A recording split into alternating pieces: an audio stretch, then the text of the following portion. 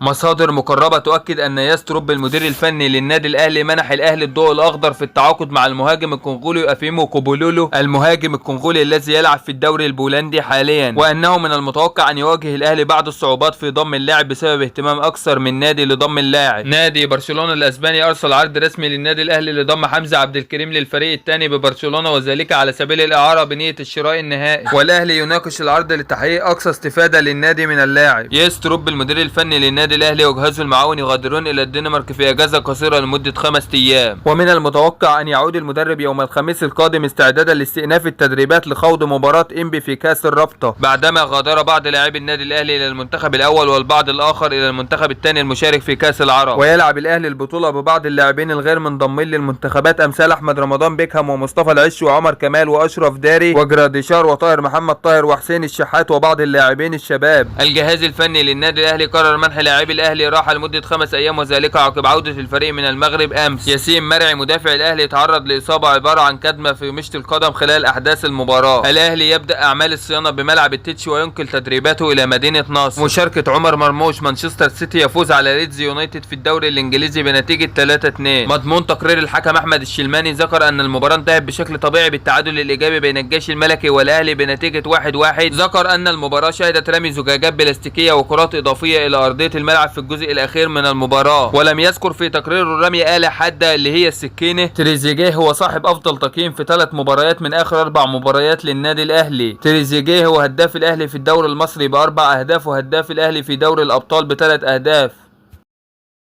هذا هو تريزيجيه الذي نعرفه، وبالتأكيد كل ذلك يرجع إلى مجهود كل زملائه. لاعبو فريق الأهلي ينضمون إلى معسكر المنتخب الوطني في قطر استعدادا للمشاركة في بطولة كأس العرب بقيادة الكابتن حلمي طولان. الأهلي يجهز ملفا خاصا يحتوي على 3 شكاوي للكاف بعد أحداث مباراة الجيش الملكي مدعومة بالفيديو. عمرو السولية عبر قناة الكأس: كنت أتوقع تقدير أكبر من النادي الأهلي، ورحيلي جاء بقرار منهم وليس من المدرب بهدف بناء فريق جديد.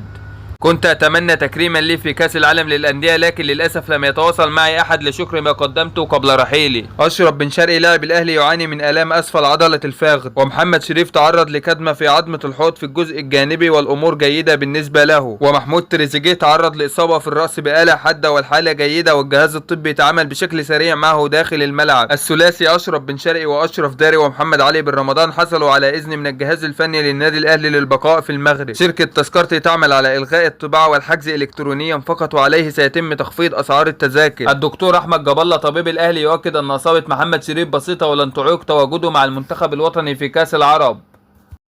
وإصابة ياسين مرعي عبارة عن كدمة بسيطة أيضا في مشط القدم، وإن شاء الله سيتم التعامل معها. وإصابة أشرف بن شرقي آلام في الفخذ، واللاعب سيخضع لأشعة في منتخب بلاده للإطمئنان عليه. عمرو بسيوني مدير التعاقدات في بيراميدز يجدد شكره للأهلي وإدارته على بيان دعم رمضان صبحي في محنته الحالية، ويؤكد أنه موقف ليس جديد على النادي الأهلي أكبر قلعة رياضية في مصر والشرق الأوسط. ويؤكد أيضا أن رمضان صبحي شاب محترم ويحتاج إلى دعم كل مؤسسات الرياضة في مصر في هذه الفترة. وفيما يخص العلاقة مع الأهلي فالعلاقة بين مسؤول الناديين محترمة ويسودها احترام متبادل، والمشاكل الموجودة هي موجودة في السوشيال ميديا فقط، وطبيعي بين الفرق المتنافسة أن يبحث كل طرف عن مصلحته، ولا يوجد لدى بيراميدز أي مشكلة في زيارة بيراميدز للأهلي أو زيارة مجلس الأهلي لبيراميدز، وهو يتمنى فقط أن يقف الجميع خلف رمضان صبحي في هذه الأزمة. ويؤكد أيضا أن بيراميدز لم يطرح على الإطلاق فكرة فسخ عقد اللاعب، وسيقدم له كل أنواع الدعم للوقوف بجانبه في هذه المحنة. سفيان المرزوقي الإعلامي المغربي يهاجم وائل جمعة ويتهم الإعلام المصري والإعلام الأهلاوي بالتحريض ضد المغرب قبل كأس الأمم الأفريقية لإفشال النجاح المتوقع للمغرب في تنظيم هذا الحدث الكبير. ويؤكد أن ما يحدث هو غيرة من النجاح الكبير للكرة المغربية في السنوات الأخيرة، والتي أصبحت هدف من الجميع في القارة وتحارب من الجميع لكي تفشل في تنظيم هذا الحدث. انتقادات كبيرة جدا من أغلب الجماهير المغربية والمسؤولين هناك لما حدث من جماهير الجيش الملكي المغربي بالأمس أمام الأهلي، والكل يؤكد أنهم لا يمثلون المغاربة وجماهير متطرفة، ومطالب بضرورة فرض ضوابط أكثر مما يدخلون الملاعب بعدما تسببوا في حرق كبير للدولة بالكامل، وأخذ الجميع صورة سلبية عن الجماهير المغربية قبل كأس الأمم في وقت حساس. وبعض جماهير الوداد تؤكد أن جماهير الجيش الملكي تعودت على إثارة الشغب، وذلك بسبب عدم معاقبتهم في البطولة المحلية، وخصوصا بعدما حدث أمام الفتح مؤخرا. وبكده تكون انتهت أخبارنا، وما تنساش تصلي على النبي محمد صلى الله عليه وسلم، فلا خير لمسلم يتجاهل الصلاة على الحبيب المصطفى، وما تنساش الاشتراك في القناة وتفعيل الجرس ليصلك كل جديد.